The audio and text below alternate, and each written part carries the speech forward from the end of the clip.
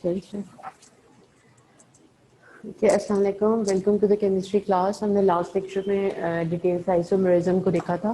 आज हम एक और टॉपिक डिस्कस करने जा रहे हैं। लास्ट टॉपिक है इस चैप्टर का। हम बेसिकली डिस्कस कर रहे थे introduction to organic chemistry.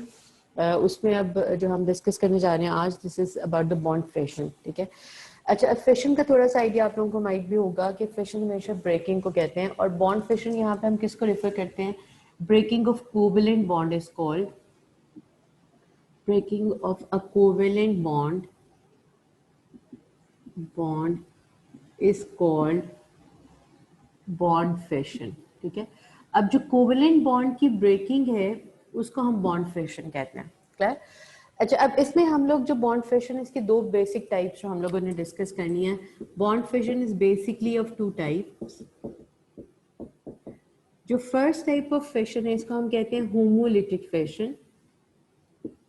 homolytic fission, ठीक है, and the second one is heterolytic fission।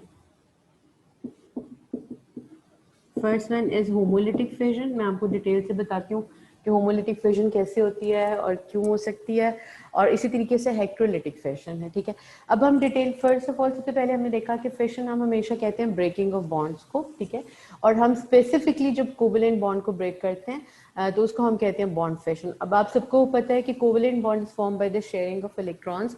तो जब बॉन्ड ब्रेक होता है तो दो पॉसिबिलिटीज होती हैं, किस तरीके से वो हम लोग डिस्कस करते हैं। एक टाइप ऑफ ब्रेकिंग को हम होमोलिटिक फिशन कहते हैं, and the second type of fission is called heterolytic fission. ठीक है, अब हम फर्स्ट ऑफ ऑल सबसे पहले डिटेल से लेके चल रहे हैं होमोलिटिक फिशन को।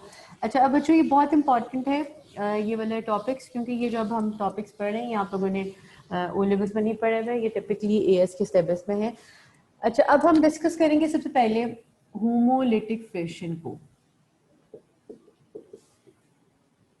होमोलिटिक फिशन, ठीक है। अच्छा, अब फर्स्ट ऑफ ऑल फिशन को डिस्कस करने से पहले मैं थोड़ा सा कोवेलेंट बॉन्ड को आपको थोड़ा सा आइडिया दे दूं, ताकि फिर ब्रेकिंग का आइडिया देना आसान होगा। फॉर एग्जांपल अगर हम क्लोरीन को देखते हैं तो आप सबको पता है कि क्लोरीन को हम इस तरह से शो करते हैं लाइक दिस। ठीक है, कि ये जो सिंगल लाइन है it represents a covalent bond. अगर आप फॉर्मेशन देखो तो हम आप लोगों ने ओ लेवल्स पे डॉट एंड क्रॉस डायग्राम्स बनाई हुई है। अब क्लोरीन बिकॉज 7th ग्रुप से है तो इसके आउटर मोस्ट शेल में 7 इलेक्ट्रॉन्स है, मैंने डॉट से रिप्रेजेंट कर लिया। सिमिलरली जो दूसरा क्लोरीन है उसके अंदर भी 7 इलेक्ट्रॉन है। तो बेसिकली एक पेयर था जो शेयर हुआ, हर ने एक एक इलेक्ट्रॉन शेयर किया और एक सिंगल बॉन्ड बना। और ये आप लोगों ने डिटेल से पढ़ा हुआ है एएस पे कि जितने में कोई भी एलिमेंट डिफिशिएंट होता है हमेशा उतनी शेयरिंग करता है। फॉर एग्जांपल अगर आप 7th ग्रुप को देखो तो 7th group is having 7 valence electron, 1 में डिफिशिएंट है, हमेशा एक इलेक्ट्रॉन शेयर करेगा, एक इलेक्ट्रॉन पेयर शेयर करेगा। सिमिलरली जो सेकंड इसी तरीके से जो 6th ग्रुप है उसके अंदर 6 इलेक्ट्रॉन है, वो 2 में डिफिशिएंट है तो हमेशा 2 नॉर्मल कोवेलेंट बॉन्ड्स बनाते हैं 6 ग्रुप के एलिमेंट। इसी तरह से 5th ग्रुप के element having 5 outer most electron, ठीक है, तो उसके अंदर 3 में डिफिशिएंट है और 3 बॉन्ड बनाते हैं आइदर विद ईच अदर या वो किसी और एलिमेंट के साथ बना सकता है। इसी तरीके से 4th ग्रुप जो है वो कोवेलेंट बॉन्ड बनाता है, 4 में डिफिशिएंट होता है, 4 जो है वो बॉन्ड बना के 4 इलेक्ट्रॉन शेयर करता है। अच्छा, अब देखो फिशन मतलब बेसिकली ऐसे हो सकती है कि अब ये जो शेयर पेयर ऑफ इलेक्ट्रॉन है ये इक्वली डिस्ट्रीब्यूट हो जाए दोनों के दरमियान। पहले हमने फॉर्मेशन को डिस्कस करा, अब हम डिस्कस कर रहे हैं फिशन को। फिशन का मतलब ब्रेकिंग। तो इसमें ये है कि जो शेयर पेयर ऑफ इलेक्ट्रॉन है, ये देखो ये शेयर पेयर ऑफ इलेक्ट्रॉन है, अगर ये इक्वली डिस्ट्रीब्यूट हो जाएगा दोनों कंबाइनिंग एटम्स के दरमियान, इस तरह की फिशन को हम कहेंगे होमोलिटिक फिशन। ठीक है, अब आप देखो अगर आप इसको डॉट एंड क्रॉस बनाओगे तो ये कैसे बनेगा बच्चों? अब इसमें ये होगा कि इसके पास अपना इलेक्ट्रॉन चला गया और ये अनपेयर्ड था, ठीक है, और सिमिलरली इसके पास अपना इलेक्ट्रॉन आ गया फॉर एग्जाम्पल और ये अनपेयर्ड था। अब इस तरह की ये this is called the dot and cross diagram for homolytic fission.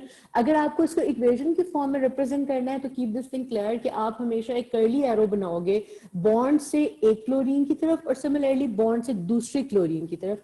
इसका मतलब है कि जो सिंगल लाइन हमने ड्रॉ की हुई अंदर इट रिप्रेजेंट्स कोवेलेंट बॉन्ड्स, और कोवेलेंट बॉन्ड ब्रेकिंग से एक इलेक्ट्रॉन एक क्लोरीन की तरफ चला गया, दूसरा इलेक्ट्रॉन दूसरे क्लोरीन की तरफ चला गया।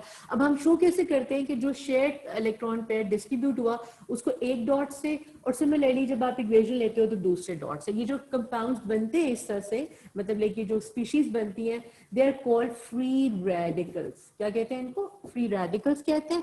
और जब हम फ्री रेडिकल्स को एक्सप्लेन करते हैं तो हम कहते हैं कि फ्री रेडिकल्स वो स्पीशीज होती हैं that are having unpaired electron.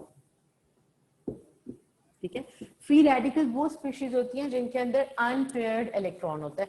अब इसको मैं एक और इक्वेशन से रिप्रेजेंट करती हूँ। फॉर एग्जांपल आप अज्यूम करो कि आपके पास ये है CH3Cl, ठीक है, हमेशा एक ही बॉन्ड ब्रेक होगा, इसलिए हम एक ही बॉन्ड को रिप्रेजेंट करेंगे।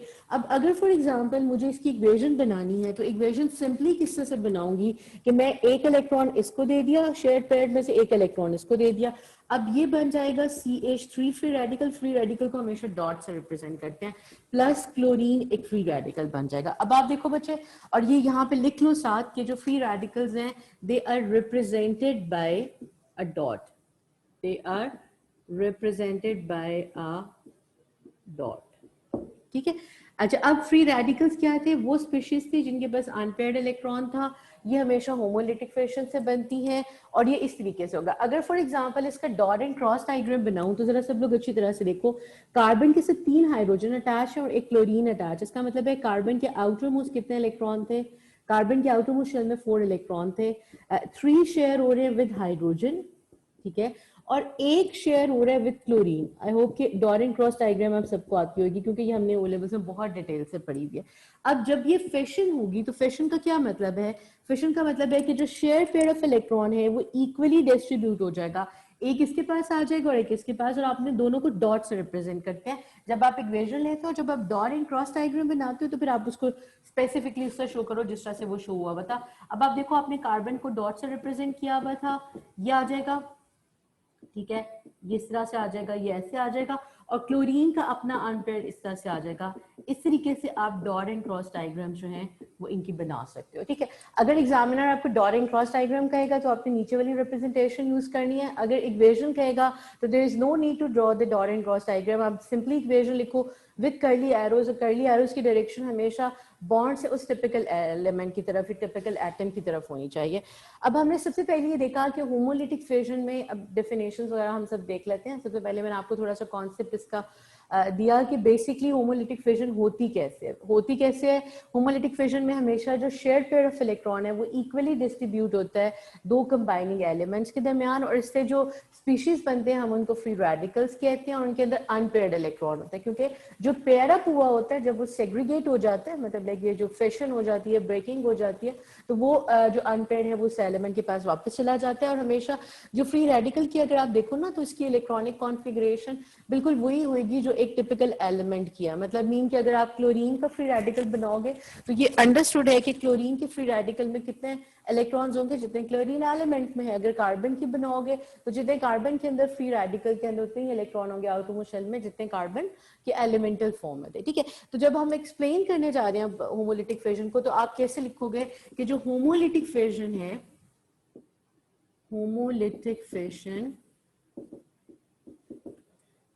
involves the equal distribution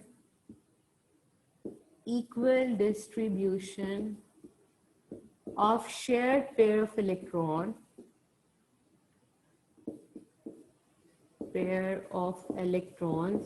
between two combining atoms। ठीक है, दो combining atoms के दरमियान जो shared pair of electron की equal distribution है उसको हम कहते हैं होमोलिटिक फिजन। एक सबसे इंपॉर्टेंट बात, और दूसरी सबसे इंपॉर्टेंट बात कि हमेशा होमोलिटिक फिजन कब होती है? Homolytic fission takes place in sunlight. कि अगर आपको होमोलिटिक फिजन करनी होती है तो हमेशा सनलाइट या यूवी चाहिए होता है। सनलाइट में होमोलिटिक फिजन होती है, इसलिए हमेशा जब भी होमोलिटिकली ब्रेक करता है तो तभी करता है बॉन्ड जब सनलाइट या यूवी होती है। इसका मतलब है इस केस में हर में आप इक्वेशन के ऊपर यूवी लिख लो ताकि आपको क्लियर हो जाए कि ये सनलाइट के प्रेजेंस में हो रहा है। ठीक है, सो आई होप ये वाला कॉन्सेप्ट तुम लोगों को समझ आ गया होगा कि होमोलिटिक फिशन में बेसिकली क्या होता है कि share pair of electron equally distribute होता है in the presence of sunlight और फ्री रेडिकल्स बनते हैं। और फ्री रेडिकल्स हम उन स्पीशीज को कहते हैं जिनके पास अनपेयर्ड इलेक्ट्रॉन होते हैं।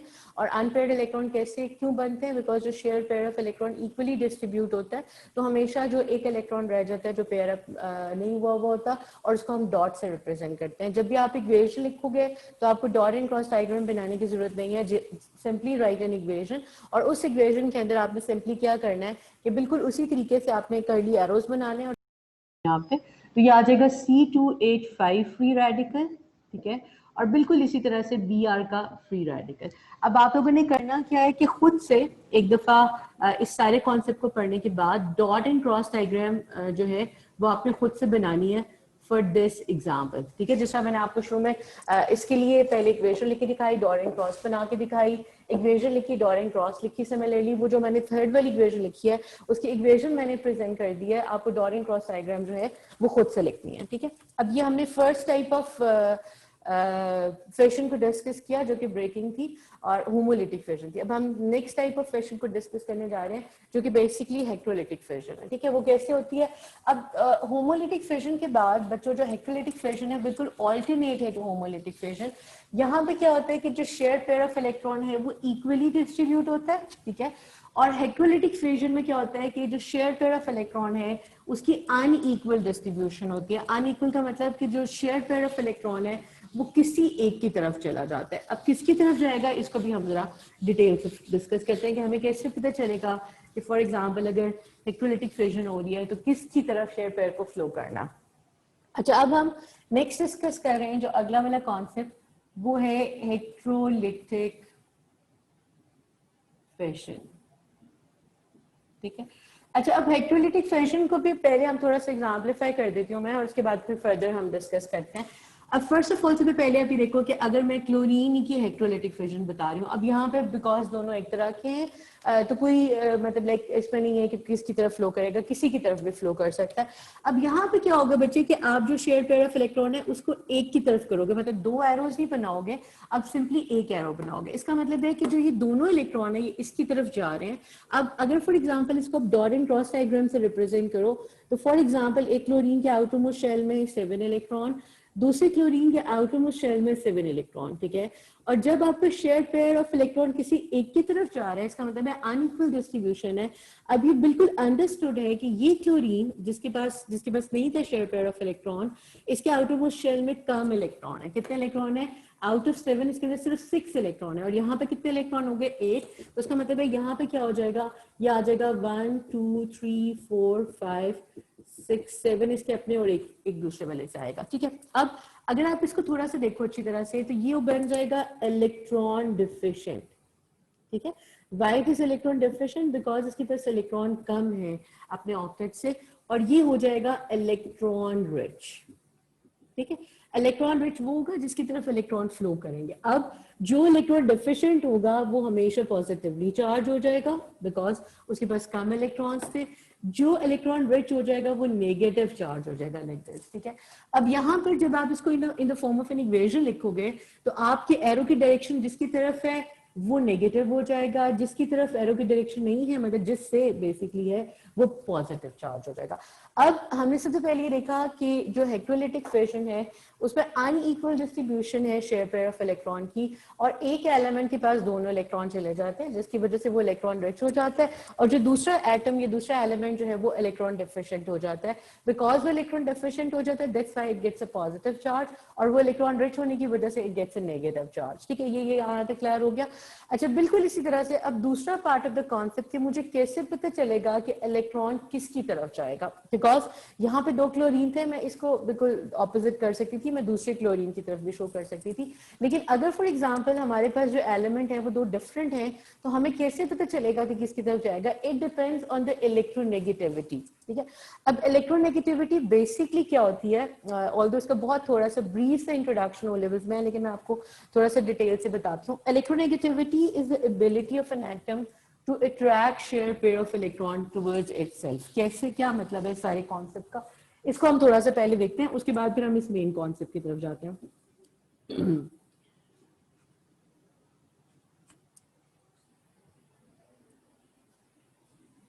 अच्छा, अब हमने नेक्स्ट डिस्कस करने से पहले अब हम डिस्कस कर रहे हैं एक और कॉन्सेप्ट जो कि इससे बिल्कुल को रिलेटेड है।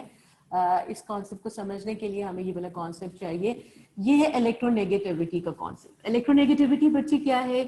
Electronegativity is the ability of an atom, ठीक है, to attract shared pair of electrons towards itself। Electron को अट्रैक्ट करने की एबिलिटी, कि पेयर को अट्रैक्ट करने की एबिलिटी को इलेक्ट्रोनेगेटिविटी कहते हैं। अच्छा, क्या मतलब है? फॉर एग्जांपल आप अज्यूम करो हम पीरियोडिक टेबल में कोई भी पीरियड ले लेते हैं, हम पीरियड 2 ले लेते हैं, ठीक है। पीरियड 2 स्टार्ट होता है जी लिथियम से, लिथियम है, उसके बाद फिर सॉरी पहले सबसे पहले स्टार्ट होता है लिथियम है, 3 है, ठीक है। उसके बाद या पीरियड 3 ले लेते हैं वो ज्यादा, ठीक है। अब पीरियड 3 में सोडियम है, मैग्नीशियम है, एल्यूमिनियम है, सिलिकॉन है, फास्फोरस है, ठीक है। फास्फोरस के बाद ये यहाँ पे 11 है, ये 12 है, 13 है, 14 है, 15 है, ऑक्सीजन है वो 16 है, क्लोरीन है वो 17 है, ठीक है। और इसी तरह नोबल गैसेस का आपको पता है वो इलेक्ट्रॉन गेन या लूज नहीं करते, ठीक है। अच्छा, अब आप देखो बच्चे, इसके अंदर बेसिकली इलेक्ट्रॉन को अट्रैक्ट करने की एबिलिटी है। 11 इसका प्रोटॉन नंबर, इसका मतलब इसका 12 है, इसका 13 प्रोटॉन्स है, इसके 14 प्रोटॉन्स है, इसके अंदर 15 प्रोटॉन्स है, इसके अंदर 16 प्रोटॉन्स है, ठीक है। अब किसको ट्रैक करना है? इलेक्ट्रॉन्स को ट्रैक करना है। कौन सबसे ज्यादा ट्रैक कर पाएगा? जिसके अंदर सबसे ज्यादा प्रोटॉन्स है, क्योंकि जितने ज्यादा प्रोटॉन होंगे उतनी ज्यादा होल्डिंग फोर्स होगी इलेक्ट्रॉन की। इसका मतलब है जब आप किसी भी पीरियड के क्रॉस मूव करते हो तो जैसे जैसे नंबर ऑफ इलेक्ट्रॉन ज्यादा होते जाते हैं, एबिलिटी टू अट्रैक्ट इलेक्ट्रॉन ज्यादा होती जाती है। इसका मतलब है यहाँ पे मैं एक कॉन्सेप्ट लिख देती हूँ कि जो इलेक्ट्रोनेगेटिविटी है, इलेक्ट्रोनेगेटिविटी जो है, negativity increases across a period, ठीक है। एक पीरियड में इलेक्ट्रोनेगेटिविटी ज्यादा हो रही है। अच्छा, ज्यादा होने का मतलब कि सोडियम ज्यादा इलेक्ट्रोनेगेटिव नहीं है, मैग्नीशियम सोडियम से ज्यादा, एल्यूमिनियम मैग्नीशियम से ज्यादा, सिलिकॉन एल्यूमिनियम से ज्यादा, फास्फोरस सिलिकॉन और सो ऑन, ठीक है। इसका मतलब है अगर मेरे पास एक मतलब यहाँ पे देखो ना, एक टग ऑफ वॉर वाली सिचुएशन है कि शेयर पेयर को किसी एक ने अपनी तरफ खींचना है। अगर ऑक्सीजन और सिलिकॉन होगा तो बिकॉज सिलिकॉन के पास कम है और ऑक्सीजन के पास ज्यादा, तो ऑक्सीजन इलेक्ट्रॉन खींचेगा अपनी तरफ। अगर क्लोरीन और मैग्नीशियम होगा तो क्लोरीन अपनी तरफ खींचेगा।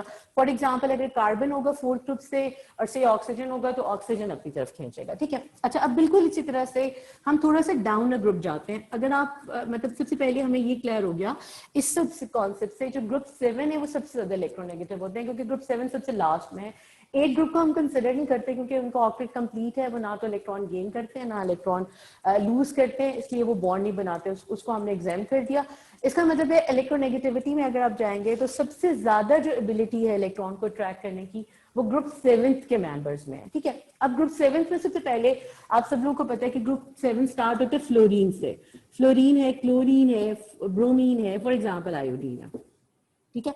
अच्छा, अब ये वाला कॉन्सेप्ट आप लोगों ने ओ लेवल से पढ़ा हुआ है कि फ्लोरीन क्या होता है, बेसिकली 2,7, ठीक है।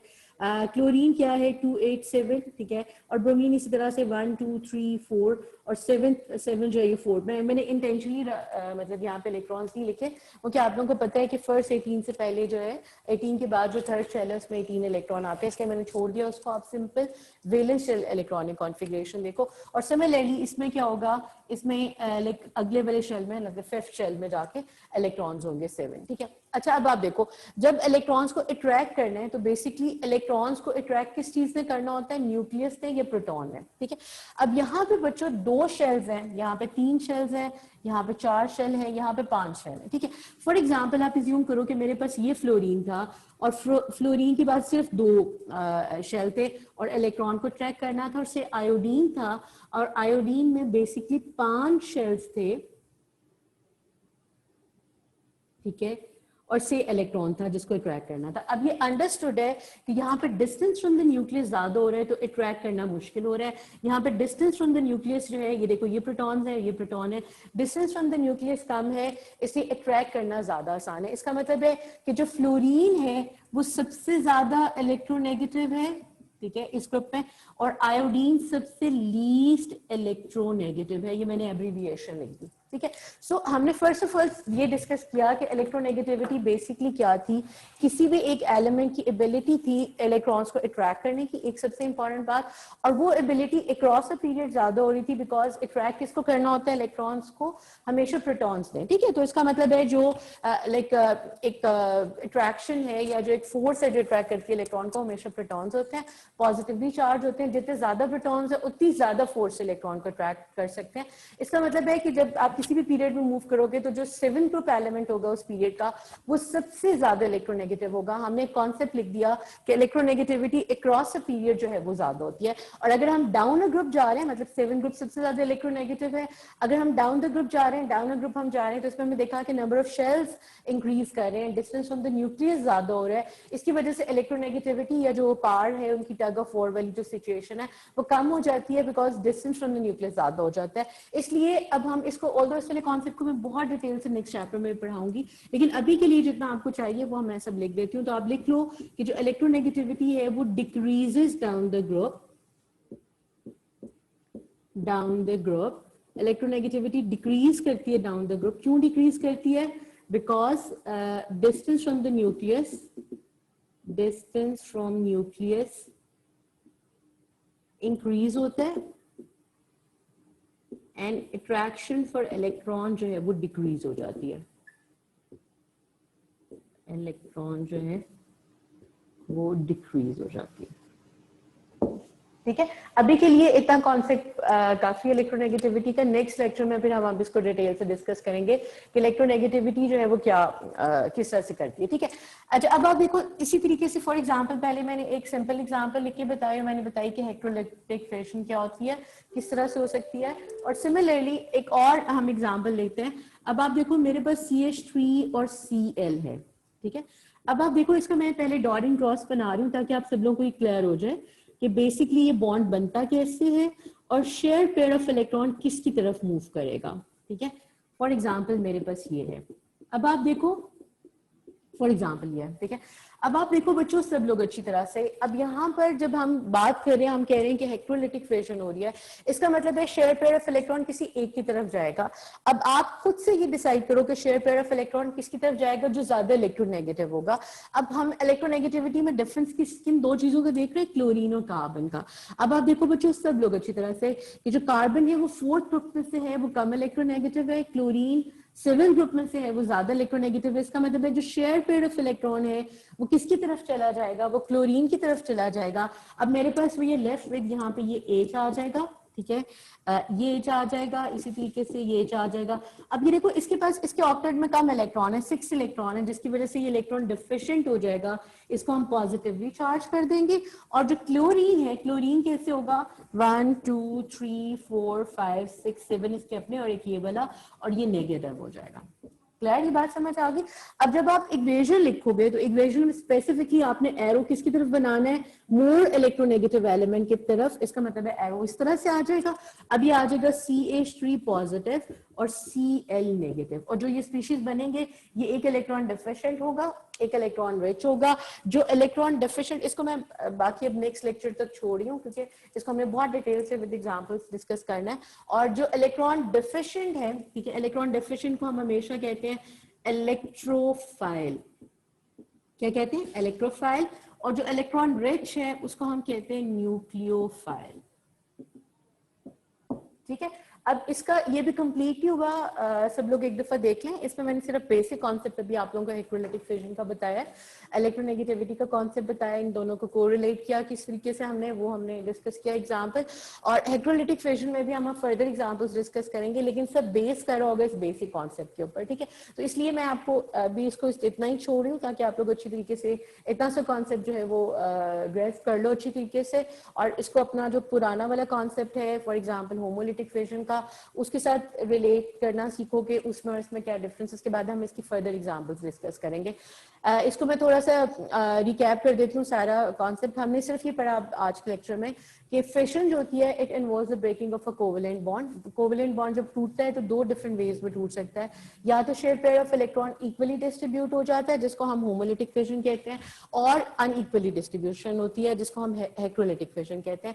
होमोलिटिक फिशन में हमेशा शेयर पेयर ऑफ इलेक्ट्रॉन जब इक्वली डिस्ट्रीब्यूट होता है तो जो स्पीशीज बनते हैं उनके अंदर हमेशा अनपेयर्ड इलेक्ट्रॉन होते हैं, उनको हम फ्री रेडिकल्स कहते हैं, और वो यूवी की प्रेजेंस में होती है हमेशा होमोलिटिक।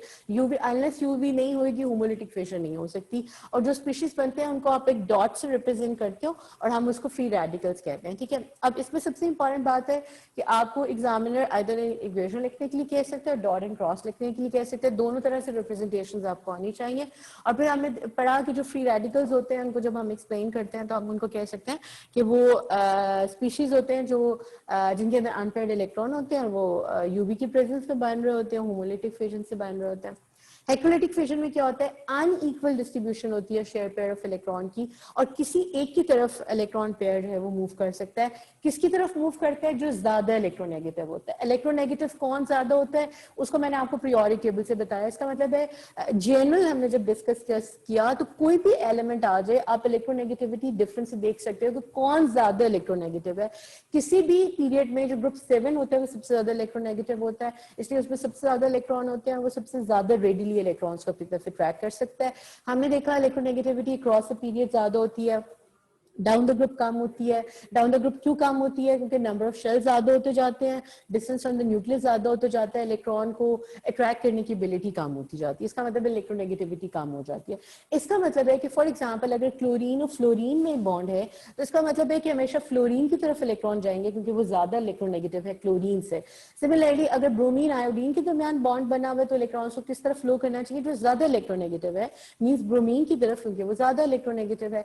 इसी तरह अगर ऑक्सीजन और फ्लोरीन में होगा सेम यही होगा, ज्यादा इलेक्ट्रोनेगेटिव जो है वो फ्लोरीन है उसकी तरफ इलेक्ट्रॉन जाएंगे और वो नेगेटिवली चार्ज होगा, ठीक है। अब जब ये अनइक्वल डिस्ट्रीब्यूशन होती है तो इसमें ये होता है कि हमेशा एक एलिमेंट जो है वो इलेक्ट्रॉन डिफिशिएंट रह जाता है बिकॉज उसकी तरफ इलेक्ट्रॉन्स नहीं रहते, और एक इलेक्ट्रॉन रिच हो जाता है। जो इलेक्ट्रॉन डिफिशिएंट होता है उसको हम इलेक्ट्रोफाइल कहते हैं। इलेक्ट्रोफाइल न्यूक्लियोफाइल को भी हम नेक्स्ट लेक्चर में डिटेल से डिस्कस करेंगे, और इलेक्ट्रॉन रिच जो होता है उसको हम न्यूक्लियोफाइल कहते हैं, ठीक है। This is all for today. इंशाल्लाह नेक्स्ट लेक्चर में हम इसको फर्दर एग्जांपल के साथ और जो है ज्यादा डिटेल से डिस्कस करेंगे।